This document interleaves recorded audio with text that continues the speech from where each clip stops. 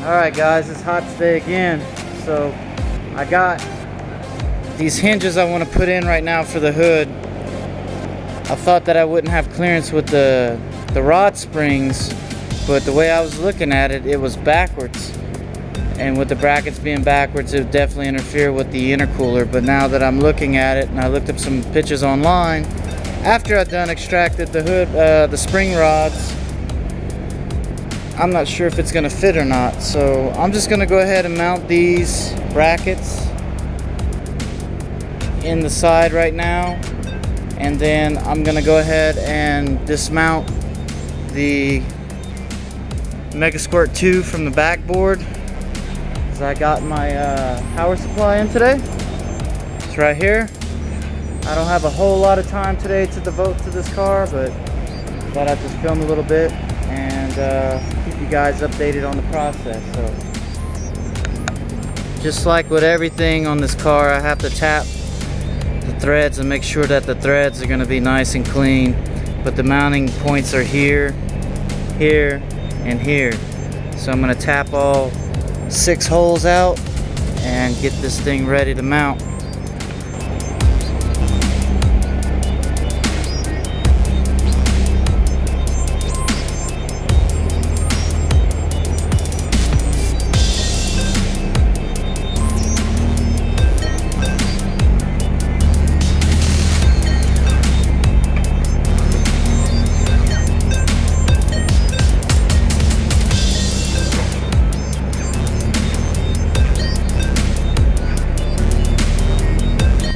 Alright, got them in there.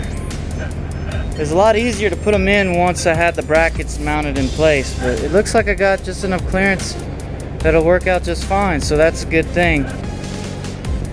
These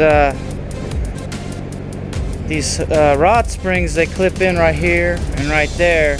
They route down, and then on the lower portion they slide through on the bottom bracket, so that gives it tension, kind of like a torsion bar.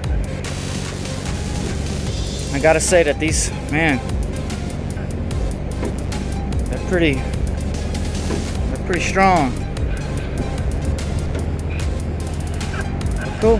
Yeah, it works. The only thing is I gotta put the fasteners in right here. Should be able to make it work. I'll be able to make it work.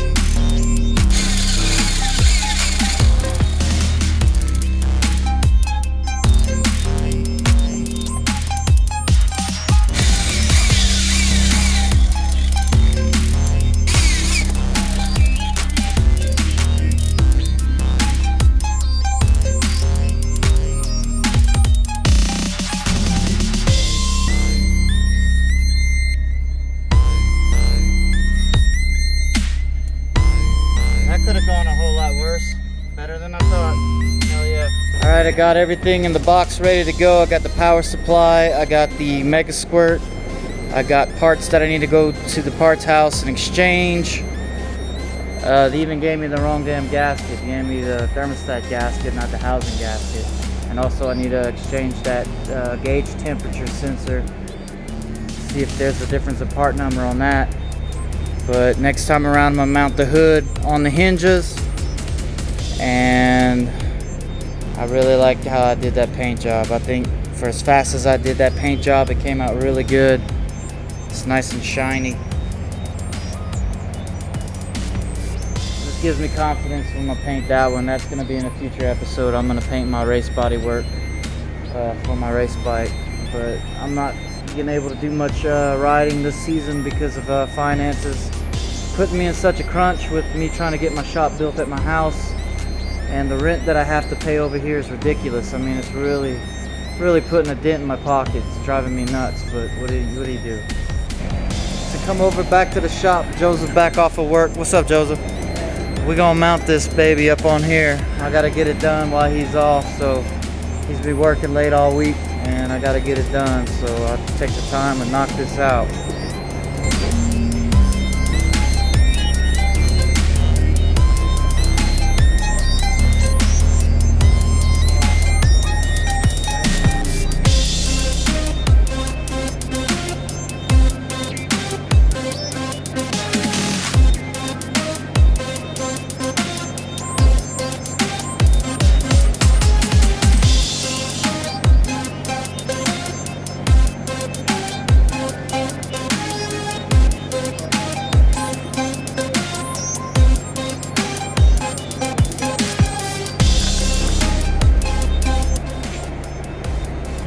Got it a whole lot more flush, adjusting the hinges and the hood mounts, but then again, I'm not a body guy at all, and the hood has been sitting for a very long time.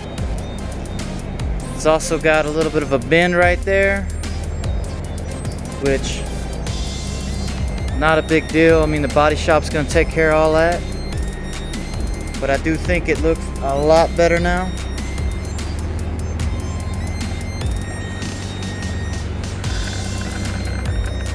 That looks pretty sick. As you can tell, the hood line and the fender gap on this side's like damn near perfect, but the headlight bucket, it kind of bends one way, and then the headlight bucket looks closer on this end, but the fender gap is wider on that end. That's due for many years. The fender sitting on the floor, the hood propped against the wall. You know, stuff over the years bend, they twist, they get knocked into. So I mean, all in all, can't expect a new car, but it does look a lot better now. I'm gonna make another video. This one I'm gonna be focusing on my bike, my 97 GSXR 600, straight race machine. It's a classic race bike now, but the frame is bent on this one, and I have a replacement frame right here. So I'm gonna switch gears because I'm kind of burned out on working on this at the moment. I'm gonna get this thing stripped down and I'm gonna start swapping everything on the frame because I want to start riding this bike sometime this year, and I'd like to take it to the track. And I got a trailer I could transport both my bikes, so that's the plan. I'm also gonna strip the fairings down to the paint, and I'm gonna repaint and re-sticker the bike, so I'll show you guys that too. Just want to get this bike going. I miss it a lot and I have fun riding it, and you know how it goes. So that's the plan. Joseph's over there sweeping up, it's cleaning up. We're gonna clear this area out, then we're gonna start tearing it down. We're gonna start with the engine, getting the engine out, and then we'll start taking the suspension components and just strip it down to bare nothing, all parts, and then we're gonna put the frame on the motor and basically build another bike. Alright, so we're gonna start by pulling off the airbox, the fairing stay, the gauges, the rear sets, and then I'm gonna go to exhaust and basically just start stripping away at it. Joseph right now is working on the airbox, so I have to take the carbs back off, radiator assembly, just piece by piece take it off, separate it on the side, and little by little get it disassembled. And I don't know how far I'm going to get tonight, but I'm mostly going to try to get the whole bike disassembled. So at the end of the night, this whole floor is going to be covered in parts.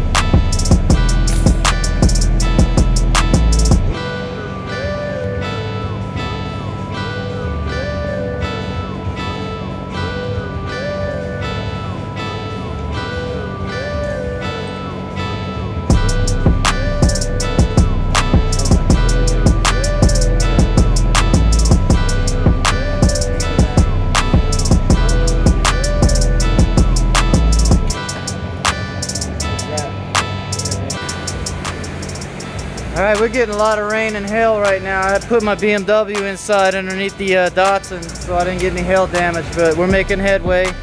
I got the front fairings stay off with the gauges. I disconnected all the wiring. I put the wiring harness on the side right here. This is all going to come off as one unit. Just got to undo the bracket for the reservoir on the rear shock, the hanger right here for the exhaust system, and we'll take this whole unit off. Then after that I'll work on probably taking the wheels off, and then we'll go towards taking the exhaust system off.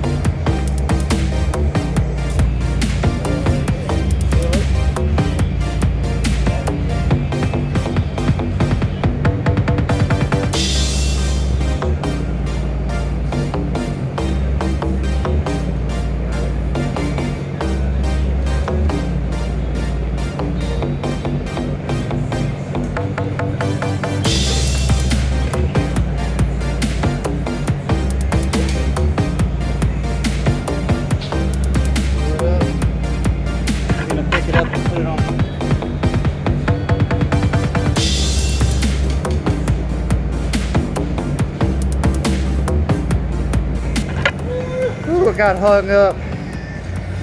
I got hung up on a special fastener right here. I actually had the special tool to get it done, but this preloads the mount, and this locks it in. And I had to fight to get that off, but now it's down to the frame, so it's almost there.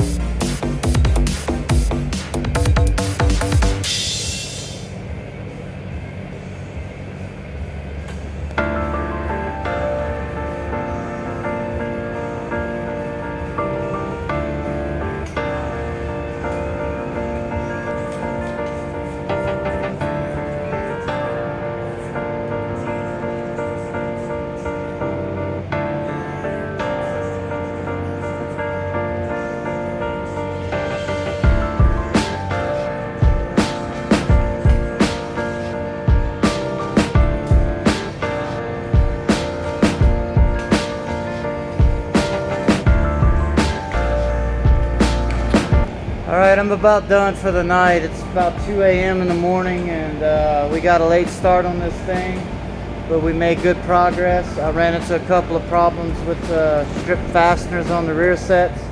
These things have been in there for a long time. Right here, I got some PB blaster on the back side of it to hopefully loosen it up. I got to figure out how to get those out. I don't know why they make the stupid Allen head bolts for these applications, but they do.